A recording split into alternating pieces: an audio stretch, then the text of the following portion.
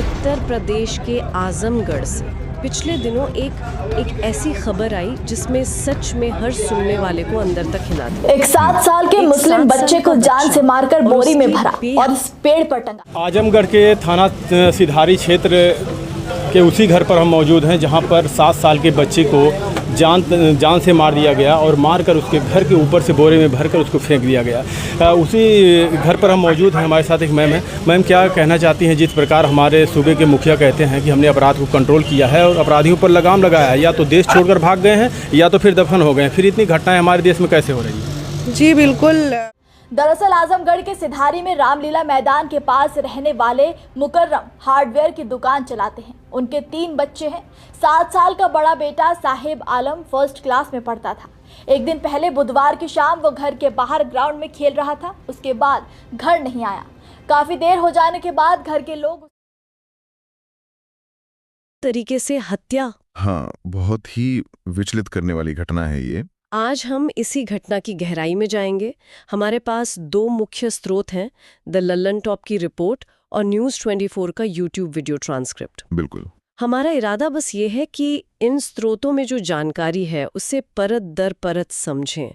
क्या हुआ, क्यों हुआ, जैसा ये स्रोत बताते हैं, और फिर क्या प्रतिक्रियाएं हुई। हाँ, और कोशिश यही रहेगी कि हम तथ्यों पर ही रहें, मतलब अपनी तरफ से कोई नतीजा ना निकाले। बिल्कुल। तो चलिए इस बेहद संवेदनशील मामले को समझने की कोशिश करते हैं। हाँ, ये घटना वाकई बहुत गंभीर है और जैसा आपने कहा, ये सिर्फ एक अपराध की कहानी नहीं है। अगर हम स्रोतों को देखें तो ये दिखाती है कि कैसे ऐसी घटनाएं वो पूरे समुदाय के ताने बाने, विश्वास और यहाँ तक कि कानून व्यवस्था पर भी गहरे सवाल छोड़ जाती हैं। सही कहा। यहाँ ये समझना जरूरी है कि जो जानकारी हमारे पास है ना, वो कई बार थोड़ी उलझी हुई तस्वीर पेश करती है। अच्छा। हाँ, मतलब घटना के बाद जो हालात बने, लोगों का गुस्सा और जो अलग अलग बातें सामने आईं, उन्होंने मामले को और पेचीदा बना दिया है। हम देखेंगे कि कैसे इन स्रोतों से अलग अलग पहलू और कभी-कभी तो एक दूसरे से बिल्कुल उलट बातें भी निकल कर आती हैं। ठीक है, तो सबसे पहले घटना का क्रम क्या था उसे समझते हैं। पीड़ित बच्चा 7 साल का, नाम में थोड़ा फर्क है स्रोतों में। हाँ, एक जगह शाहजेब लिखा है द लल्लन टॉप में और न्यूज़ 24 में साहिब आलम, उम्र 7 साल। ठीक है, और तारीख थी 24 सितंबर, शाम का समय। जी, आजमगढ़ का सिधारी थाना इलाका है, वहाँ पठान टोला मोहल्ला। बच्चा रामलीला मैदान के पास खेल रहा था और वहीं से अचानक लापता हो गया। शाम के वक्त। तो परिवार वालों ने पहले तो खुद ही ढूंढा होगा, जाहिर है। हाँ, अपने स्तर पर बहुत ढूंढा। जब नहीं मिला तो फिर वो गए सिधारी थाने, पुलिस को बताया। अब यहीं पर पुलिस की जो पहली प्रतिक्रिया थी ना, उसको लेकर हमारे दोनों स्रोतों में एक अहम फर्क है। अच्छा, क्या फर्क है? द लल्लन टॉप की रिपोर्ट कहती है कि पुलिस ने सूचना मिलते ही मतलब फौरन गुमशुदगी का मुकदमा दर्ज कर लिया था। ठीक है। लेकिन न्यूज़ 24 का जो ट्रांसक्रिप्ट है, उसमें परिवार के हवाले से ये आरोप है कि पुलिस ने उन्हें कहा कि भाई 24 घंटे बाद आना, और मामले को गंभीरता से नहीं लिया। मतलब शुरुआती लापरवाही का आरोप है। ये तो बहुत बड़ा अंतर है। ये काफी महत्वपूर्ण बात है, क्योंकि ये दिखाता है कि उस मुश्किल घड़ी में परिवार का अनुभव कैसा रहा और शायद पुलिस पर सवाल क्यों उठे शुरू में। बिल्कुल। और ये विरोधाभास इसलिए भी मायने रखता है क्योंकि ऐसी स्थितियों में पुलिस की पहली प्रतिक्रिया अक्सर वो समुदाय के भरोसे को सीधे तौर पे प्रभावित करती है। हाँ, सही बात है। अगर लोगों को लगे कि भाई हमारी सुनवाई नहीं हो रही, तो गुस्सा और हताशा बढ़ना वो स्वाभाविक है। शायद यहाँ ऐसा ही कुछ हुआ हो। और फिर अगली सुबह 25 सितंबर को जो हुआ उसने तो सबको दहला दिया। हाँ, लल्लन टॉप के मुताबिक सुबह करीब 11 बजे बच्चे का शव मिला। 11 बजे, और शव मिलने की जगह पर भी थोड़ी अलग जानकारी है। हाँ, मैंने भी देखा। लल्लन टॉप बता रहा है कि शव पड़ोसी के घर के गेट पर एक बोरे में लटका मिला। और न्यूज़ 24 के स्रोत में जिक्र है कि पेड़ पर या गेट के ऊपर बोरे में शव मिला। थोड़ी अस्पष्टता है, लेकिन जो विवरण है वो बहुत भयानक है। लल्लन टॉप कहता है गला रेता हुआ था जी, और न्यूज़ 24 ट्रांसक्रिप्ट में है कि बोरी से खून टपक रहा था और बच्चे का हाथ भी बाहर दिख रहा था। बहुत ही भयावह। यहाँ से मामला एकदम से बहुत गंभीर और तनावपूर्ण हो गया। बिल्कुल। हाँ, और इसी दौरान एक और चीज हुई, एक और पहलू सामने आया जिसने मामले को और उलझा दिया। क्या? दोनों ही श्रोते बताते हैं कि शव मिलने से कुछ घंटे पहले सुबह करीब 7 बजे, लल्लन टॉप ने समय भी दिया है। हाँ, सुबह 7 बजे परिवार को फिरौती के लिए कॉल आई। ओहो, शव मिलने से पहले? हाँ, शव मिलने से पहले। तो अचानक से ये मामला सिर्फ हत्या का नहीं रहा, इसमें अपहरण, फिरौती, ये एंगल भी जुड़ गया। तो मतलब मकसद क्या था, ये सवाल खड़ा हो गया। बिल्कुल, क्या पहले अपहरण फिरौती के लिए किया, फिर बात नहीं बनी तो हत्या कर दी, या कुछ और? इस कॉल ने जांच की दिशा और शक के दायरे को एक तरह से और केंद्रित कर दिया। उस फिरौती कॉल ने शक की सुई तो घुमाई ही, और परिवार का शक वो किस पर गया फौरन? दोनों ही स्रोत ये कहते हैं कि परिवार ने मतलब बिना किसी देरी के सीधे अपने पड़ोसियों पर उंगली उठाई। कौन थे ये पड़ोसी? शैलेंद्र निगम उर्फ मंटू और उसका भाई राजा निगम। अच्छा, और शक का आधार क्या बताया गया है इन रिपोर्ट्स में? देखिए, पहली और सबसे मुख्य वजह जो बताई गई है वो है व्यावसायिक रंजिश, बिजनेस राइवलरी। हार्डवेयर की दुकानें थी शायद। हाँ बिल्कुल, दोनों परिवारों की अगल बगल में हार्डवेयर की दुकानें थी, और सूत्रों के मुताबिक आरोपी शैलेंद्र की दुकान कुछ ठीक नहीं चल रही थी, जबकि पीड़ित परिवार का काम अच्छा चल रहा था। तो कथित तौर पर एक जलन, एक रंजिश थी। ये बात दोनों स्रोतों में है। ठीक है, व्यावसायिक रंजिश। और कुछ? इसके अलावा किसी पुरानी रंजिश या कोई आपसी विवाद, इसका भी जिक्र दोनों रिपोर्ट्स में है। मतलब कोई पहले से चला आ रहा झगड़ा। हाँ। अब न्यूज़ 24 की रिपोर्ट वो इसमें एक और कोण जोड़ती है जिस पर उसने जोर ज्यादा दिया है। हाँ। वो है धार्मिक पहचान का। रिपोर्ट ये बताती है कि पीड़ित बच्चा मुस्लिम समुदाय से था और आरोपी हिंदू समुदाय से। जी, ये एंगल न्यूज़ 24 ने प्रमुखता से उठाया है। हाँ, और हम यहाँ ये बिल्कुल साफ कर दें कि हम सिर्फ वही बता रहे हैं जो स्रोत में कहा गया है। हमारा अपना कोई विश्लेषण या पक्ष इसमें नहीं है। बिल्कुल, ये स्पष्ट करना जरूरी है। और यहीं पर एक और बहुत चौंकाने वाली बल्कि विरोधाभासी बात वो न्यूज़ 24 के ही स्रोत से सामने आती है। क्या? रिपोर्ट में कहा गया है कि ये जो पीड़ित बच्चा था, शाहजेब या साहेब आलम, वो इन आरोपियों से, शैलेंद्र और राजा से काफी घुला मिला हुआ था। सच में? हाँ, वे उसे कथित तौर पर बहुत प्यार करते थे, उसके साथ खेलते थे, टॉफी चॉकलेट देते थे और अक्सर अपने घर भी बुलाते थे। ये तो बिल्कुल उलट बात है। मतलब घटना की निशंसता देखो और फिर ये स्नेह वाली बात। बिल्कुल, ये जानकारी उस बेरहमी के एकदम विपरीत है और ये सवाल खड़ा करती है कि भाई अगर इतना स्नेह था तो फिर इतनी बेरहमी कैसे? हाँ, ये समझना बहुत मुश्किल है। ये विरोधाभास दिखाता है कि रिश्तों की परतें कितनी जटिल हो सकती हैं। क्या स्रोतों में इस पर कोई स्पष्टीकरण है कि ऐसा क्यों हो सकता है? नहीं, सीधे तौर पर कोई स्पष्टीकरण नहीं दिया गया है। स्रोत बस इन दो विपरीत तथ्यों को हमारे सामने रखते हैं। एक तरफ वो कथित स्नेह और दूसरी तरफ ये नृशंस हत्या। ये शायद दिखाता है कि या तो वो स्नेह सिर्फ दिखावा था या फिर रंजिश इतनी ज्यादा बढ़ गई कि उसने पिछले सारे संबंधों को बिल्कुल मिटा दिया। कुछ भी हो सकता है। हाँ, लेकिन स्रोत हमें बस ये विरोधाभास बताते हैं, इसका विश्लेषण नहीं करते हैं। खैर, जब बच्चे का शव मिला तो जाहिर है पूरे इलाके में भारी गम और गुस्सा फैल गया होगा। बिल्कुल, हड़कंप मच गया। परिवार और स्थानीय लोग वो फौरन सड़कों पर आ गए, विरोध प्रदर्शन शुरू हो गया, सड़कें जाम कर दी। हाँ, और जैसा कि न्यूज़ 24 की रिपोर्ट बताती है, लोगों का गुस्सा खास तौर पर पुलिस की उस कथित शुरुआती लापरवाही पर भी था। हाँ, जो 24 घंटे वाली बात थी। हाँ, और उनकी मांगें बहुत स्पष्ट और उग्र थी। मुख्य मांग ये थी कि आरोपियों के घर पर तुरंत बुलडोजर चलाया जाए। बुलडोजर मतलब घर गिरा दिया हाँ, जाए, घर ध्वस्त कर दिया जाए और उन्हें फौरन सजा मिले।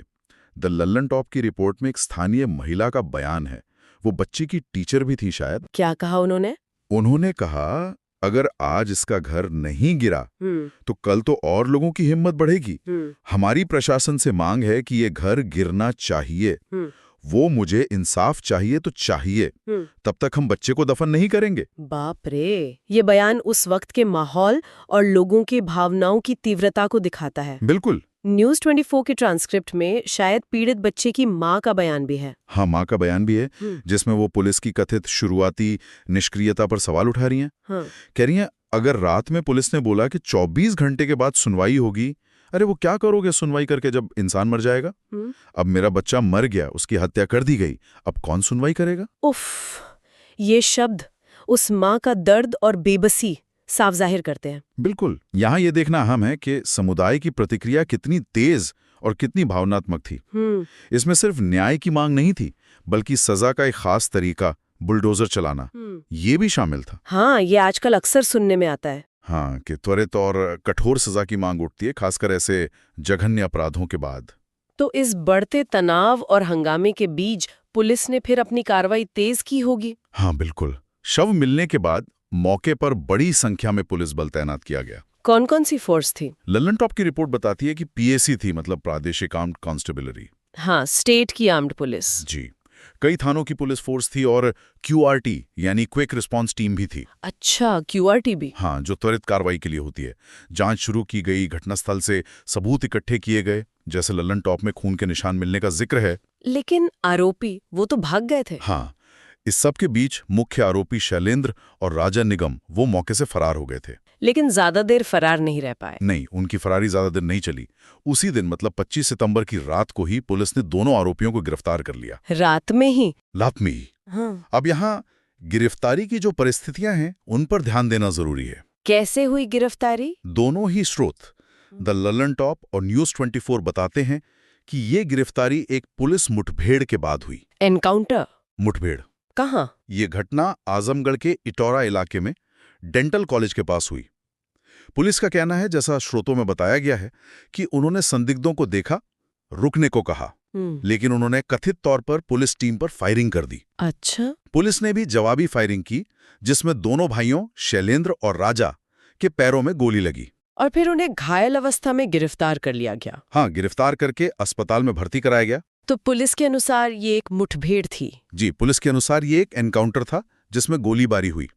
हमें ये ध्यान रखना चाहिए कि भारत में ऐसी पुलिस मुठभेड़ों पर अक्सर सवाल उठते हैं। हाँ, उठते हैं। और उनकी जांच भी होती है, लेकिन हमारे स्रोतों में पुलिस का यही संस्करण दिया गया है। और क्या आरोपियों में कुछ कबूल किया? द लल्लन टॉप ने एडिशनल एसपी चिराग जैन के हवाले से बताया है कि शुरुआती पूछताछ में दोनों आरोपियों ने व्यावसायिक रंजिश के चलते बच्चे की हत्या करने की बात कबूल कर ली है। अच्छा, कबूल भी कर लिया पुलिस के मुताबिक? पुलिस के मुताबिक। तो पुलिस के अनुसार गिरफ्तारी हुई, जुर्म कबूल भी हो गया। अब जरा इस मामले के कानूनी पहलू पर भी एक नजर डालें। न्यूज 24 के स्रोत में इसका जिक्र था। हाँ, था। रिपोर्ट में भारतीय न्याय संहिता बीएनएस की कुछ धाराओं का उल्लेख है। हमें सेक्शन नंबरों में शायद जाने की जरूरत नहीं है, लेकिन मूल बात क्या है, कानून क्या कहता है ऐसे मामलों में? न्यूज 24 स्रोत यही बताता है कि कानून में इस तरह की हत्या के लिए बहुत ही गंभीर सजा का प्रावधान है। जैसे? इसमें मौत की सजा या आजीवन कारावास और जुर्माना ये शामिल हो सकता है। खास तौर पर अगर हत्या किसी की नस्ल, जाति, समुदाय या लिंग के आधार पर की गई हो, मतलब एक भेदभावपूर्ण इरादे से, तो कानून और भी सख्त हो जाता है। अच्छा। ऐसी स्थिति में अगर ये साबित होता है तो इसमें शामिल समूह के हर सदस्य को गंभीर सजा मिल सकती है। और वो अपहरण और फिरौती वाला एंगल, उसके बारे में कानून क्या कहता है? उसके लिए भी कड़े कानून हैं। सिर्फ अपहरण के लिए 7 साल तक की कैद और जुर्माना हो सकता है। लेकिन अगर अपहरण फिरौती मांगने या हत्या करने के इरादे से किया गया हो, जैसा कि इस मामले में आरोप लग रहे हैं, तो ये और भी ज्यादा गंभीर अपराध बन जाता है। तो सजा भी ज्यादा होगी? बिल्कुल। न्यूज 24 के स्रोत के अनुसार ऐसे मामलों में मौत की सजा, आजीवन कारावास या 10 साल तक की कठोर कैद और भारी जुर्माना 5 लाख रुपए तक का हो सकता है। तो मतलब कानून काफी सख्त है। हाँ, कुल मिलाकर कानून ऐसे जघन्य अपराधों से निपटने के लिए काफी सख्त प्रावधान रखता है। तो अगर हम इन दोनों स्रोतों द लल्लन टॉप और न्यूज 24 से मिली सारी जानकारी को एक साथ देखें, उसे समेटें, तो तस्वीर क्या बनती है?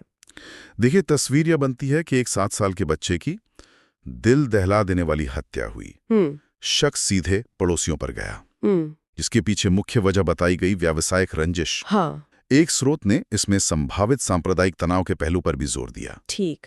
घटना के बाद लोगों का जबरदस्त गुस्सा फूटा। पुलिस पर शुरुआती लापरवाही के आरोप लगे और तत्काल सजा, मतलब आरोपी का घर गिराने, बुलडोजर चलाने की मांग उठी। और अंत में पुलिस ने एक मुठभेड़ के बाद दोनों मुख्य आरोपियों को गिरफ्तार कर लिया और पुलिस के अनुसार उन्होंने अपना जुर्म कबूल भी कर लिया है। ये है मोटी मोटी तस्वीर। और इस पूरी तस्वीर में कुछ अहम विरोधाभास और परतें भी हैं जिन पर हमने बात की। बिल्कुल। जैसे पुलिस की शुरुआती प्रतिक्रिया पर वो अलग अलग रिपोर्टें। हाँ। ये दिखाता है कि कैसे शुरू के घंटों में जानकारी मिलना और उसे वेरीफाई करना कितना मुश्किल हो सकता है। सही बात है।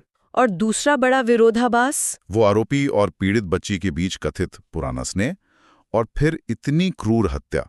हाँ, वो तो बहुत ही चौंकाने वाला है।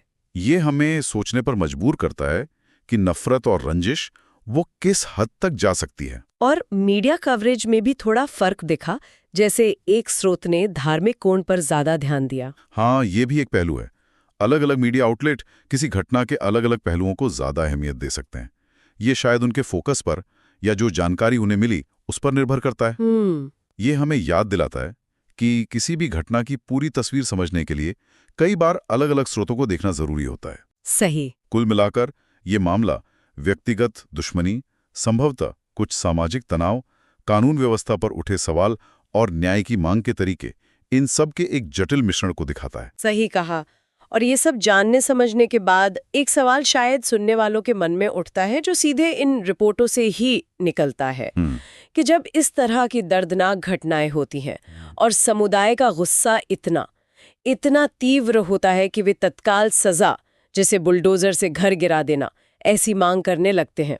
तो समाज में विश्वास, जो स्थापित कानूनी प्रक्रिया है, और त्वरित न्याय की इस मांग के बीच का जो तनाव है, वो हमें क्या सिखाता है? बहुत अहम सवाल है। ऐसे माहौल में जहां भावनाएं इतनी उफान पर हो, वहां निष्पक्ष जांच और कानून के शासन का महत्व, उसे कैसे बनाए रखा जा सकता है? ये एक मुश्किल सवाल है जिस पर ये स्रोत हमें सोचने पर जरूर मजबूर करते हैं। बिल्कुल। आजमगढ़ की इस बेहद दुखद और विचलित करने वाली घटना पर हमारी ये पड़ताल यहीं समाप्त होती है। हमने कोशिश की कि द ललन टॉप और न्यूज़ 24 के ट्रांसक्रिप्ट्स में जो जानकारी दी गई है, उसके आधार पर तथ्यों को, अलग अलग दृष्टिकोणों को और उनमें जो विरोधाभास है, उन्हें आपके सामने रख सकें। जानकारी अक्सर कई परतों में आती है और जैसा हमने देखा, अलग अलग स्रोत कहानी के अलग अलग रंगों को उभार सकते हैं। जरूरी ये है कि हम जागरूक रहें, विभिन्न दृष्टिकोणों पर गौर करें, ताकि हम किसी भी स्थिति की एक ज्यादा संतुलित और